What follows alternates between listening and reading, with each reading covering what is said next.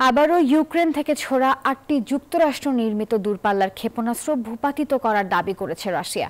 কঠিনভাবে এই হামলার জবাব দেওয়া হবে বলে হুঁশিয়ারি দিয়েছে রুশ প্রতিরক্ষা মন্ত্রণালয়।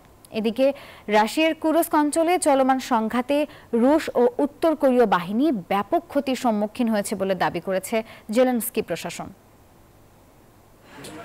শনিবার ইউক্রেনের লুহানস্ক অঞ্চলের নাদিয়া গ্রাম দখলের দাবি করে রুশ সেনারা। এদিন ইউক্রেনের কিয়েভ, ব্রিয়ানস্ক, কুরস্ক ও চেরনিহিভে হামলা চালায় মস্কো। জবাবে ইউক্রেনীয় বাহিনী দনবাসে একটি বেসামরিক গাড়িতে ড্রোন হামলা চালায়। এতে এক সাংবাদিক সহ হতাহত হন বেশ কয়েকজন। এদিনেই ইউক্রেন থেকে ছোড়া ৮টি মার্কিন ক্ষেপণাস্ত্র ভূপাতিত করার দাবি করল মস্কো। ক্ষেপণাস্ত্র হামলার কঠোর প্রতিশোধ নেয়ার হুঁশিয়ারি দিয়েছে রুশ পররাষ্ট্র মন্ত্রণালয়। এরই মধ্যে শনিবার ইউক্রেনের প্রেসিডেন্ট ভলোদিমির জেলেনস্কি দাবি করলেন, রাশিয়ার দক্ষিণ কুরস্ক অঞ্চলে যুদ্ধক্ষেত্রে বড় ধরনের ক্ষতির শিকার হয়েছে রুশ ও উত্তর কোরীয় সেনারা।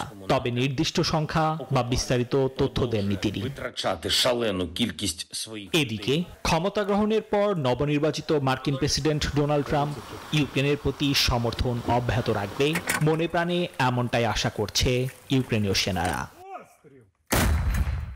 নিবির আমিন, নিউজ 24।